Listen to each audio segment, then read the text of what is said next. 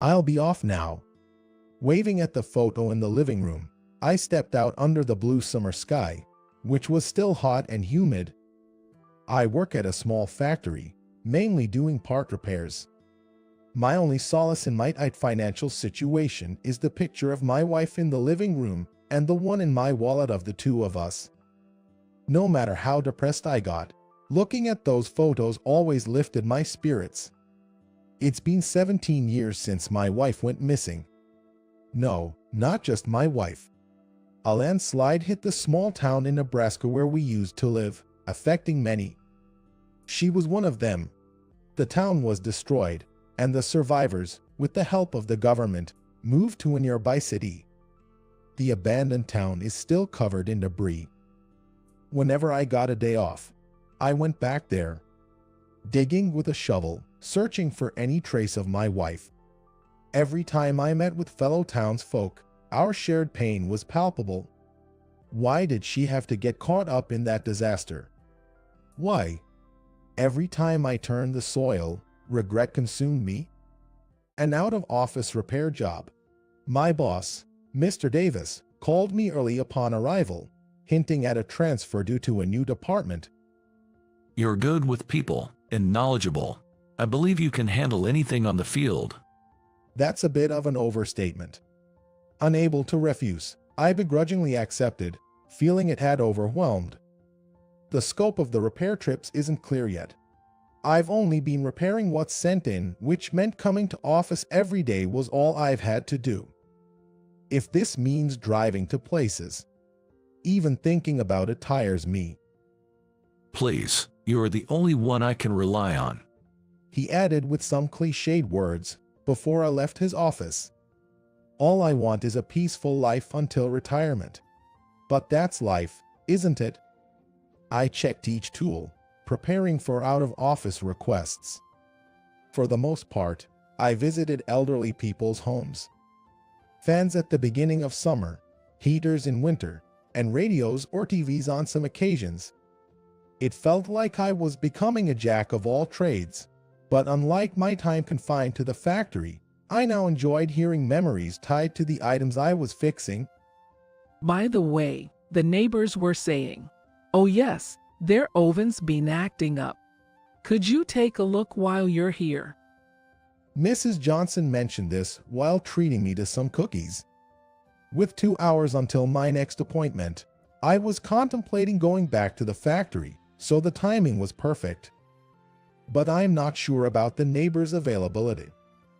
Don't worry about it. It's just an elderly couple like us. I bet they are free.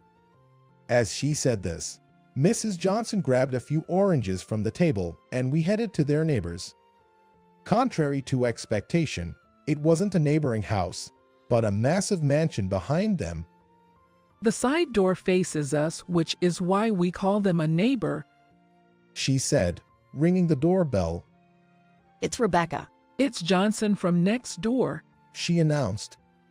I heard your oven been having issues, so I brought someone over. After a moment, the gate automatically opened. They used to own a lot of land around here. Our house was split from this mansion's property when they renovated. It's rare these days. They are very generous people. Mrs. Johnson shared this as we approached the entrance. Hello, Rebecca. I just had him check our oven. Maybe he could help you too. Rebecca, smiling warmly, invited us in. That would be wonderful. Please come in. It seems the timer's messed up. I wanted to bake for 5 minutes, but sometimes it goes for 10 or even just 1. Sitting in front of an old oven, I began my assessment. Mr. Smith here. He's from that landslide-affected town in Nebraska. Ah, I see. I had grown used to hearing that as casual chatter. While eavesdropping on their conversation, I continued my maintenance work. Speaking of which, the helper who used to come here was also from that village, wasn't she? Oh, the amnesiac one. I wonder how she's doing now. My hand stopped abruptly. Oh, you're done with the repair. No, not yet. It's an old thing. Must be tough fixing it. That was the least of my concerns. What if? What if that amnesiac woman was my wife? Desperately I inquired. What did she look like? What do you mean? The woman from the village with amnesia. Rebecca smiled and showed me a photograph. In that moment, I trembled and tears welled up. Undoubtedly, the woman in the photo was my beloved wife. Her cheeks were a bit sunken, but it was definitely her. Do you know her? Rebecca handed me a handkerchief. Clutching it tightly, I curled up, overwhelmed by my emotions. Are you okay? Maybe you should rest on the sofa. Saying that, Rebecca's husband assisted me. That's my wife. The one in the photo. She went missing after that landslide. A faint scream was heard. A deep, roaring noise echoed in my ears. I felt dizzy and weak. When I next woke up, I was in a hospital. You okay? You collapsed during the visit. Sitting on a metal chair was my boss, Mr. John. I'm sorry. Why am I here? A dull pain ran through my head. Don't get up so quickly after being out, Mr. John said, pushing me gently back onto the bed. Right, Lisa was. Yes, I heard about your wife. They're looking for her now. But she's being treated as a Jane Doe, so the administration isn't too strict with her. Apparently, they've made her a temporary ID, so we might not know her current situation. I'm sorry. I've caused you trouble? Mr. John stood up, putting on his jacket. Just take it easy for a while. I know the chief of hospital, so I'll speak with him. I can't trouble you like that. Mr. John again pressed me down as I tried to rise. Don't worry about it. If there are any updates, I'll let you know. As the door closed, I felt drained. There shouldn't be anything wrong. Yet I felt so weak. Taking some time off. The chief doctor entered my room and remarked, Remembering that day caused this collapse. You might not realize it, but your heart is deeply wounded. If you don't rest, there's a real chance you won't recover. But I feel fine. That's the dangerous mindset. Anyway, Mr. John gave his consent to stay. 3 meals a day, plus snacks, it's all inclusive here. The chief doctor said with a jovial smile, then left. Restless, I got up and gazed out the window. My wife was definitely in this town. I was filled with frustration. I wanted to leave this place and search for her right away. But there was an M4 attached to my arm. Time only seemed to resume 2 days later when I received an update. Mr. John came by while I was having breakfast and handed me a note. She's here. Just to be sure, I took Rebecca and the others yesterday, and it was indeed her. But keep your expectations in check. It could just be someone who looks like her. It's about a 30-minute drive from here. Please, take me there. I put down my fork and, with tears in my eyes, begged Mr. John. All right, but you'll only watch from a distance. You're not in the right state of mind, and we don't know how she might react if you approach her suddenly. I just wanted to see my wife, even if it was just a glance. I agreed to Mr. John's conditions. Here we are. He had brought me to a local hotel near the beach. She usually works and stays here. Wait here. Mr. John entered the inn on his own to speak. While waiting, I decided to go out and listen to the waves. The vast, endless ocean lay before me. Thinking that my wife looked at this same view every day felt so surreal. Hello, are you staying here today? I froze. Tears welled up in my eyes. Turning around, there stood my wife. She looked like she was about to cry just from seeing my face. No, I just came to look at the ocean. I couldn't break my promise to Mr. John. I tried to put some distance between us by heading for the car door. Excuse me. I halted again. Tears were flooding, soaking the pavement, Well, I intently listened to my wife's voice. Such a cherished voice. How many times have I longed to hear it since she went missing?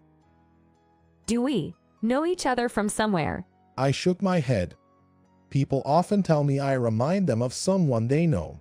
Just an ordinary face. The sea breeze is chilly. Can I head back to the car? She grabbed my arm.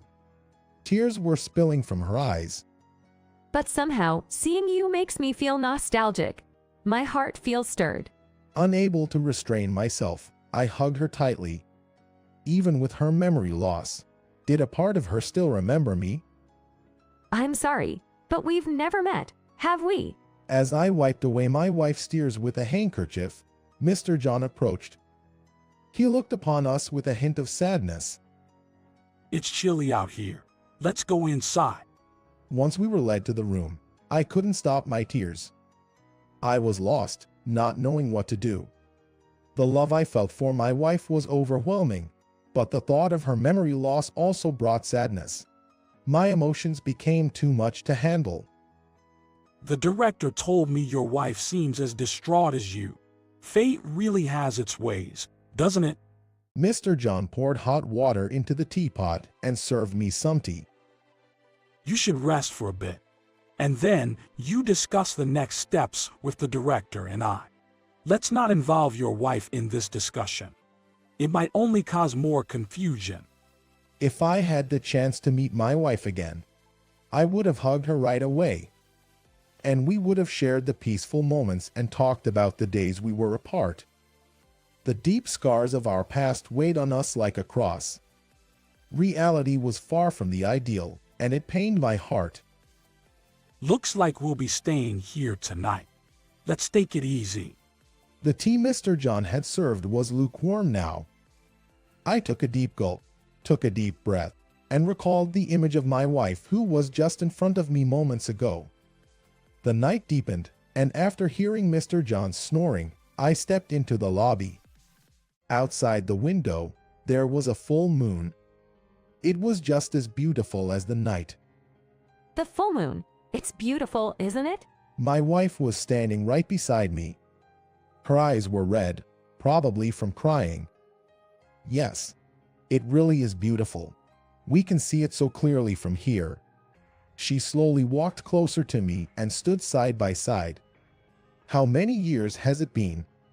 Looking down at her face, I noticed her long eyelashes. She used to be proud of those lashes. For so long, a part of my heart felt lonely. But after meeting you, it feels like that gap has been filled. I feel so at peace right now. I stared at the full moon, taking shallow breaths, making sure not to miss a single word from her loving voice. But my own heartbeat seemed exceptionally loud. I heard from the director about everything. It's still hard to believe. Me, with you. Turning towards my wife, I looked straight into her eyes. Please, don't say anything more. I'll wait until the day you remember everything. But that's... Tears started forming in her eyes again. 17 years. I've been searching for you alone for 17 years. Now that you're in front of me, I can wait even longer. This time, without any fear or loneliness. She nodded slightly and looked up at the full moon again. I wonder if she'll ever recall our shared memories. Right now, I don't know. But relying on the undeniable love between us, I believe that someday she will remember me. Until that day, I'll come to see her as many times as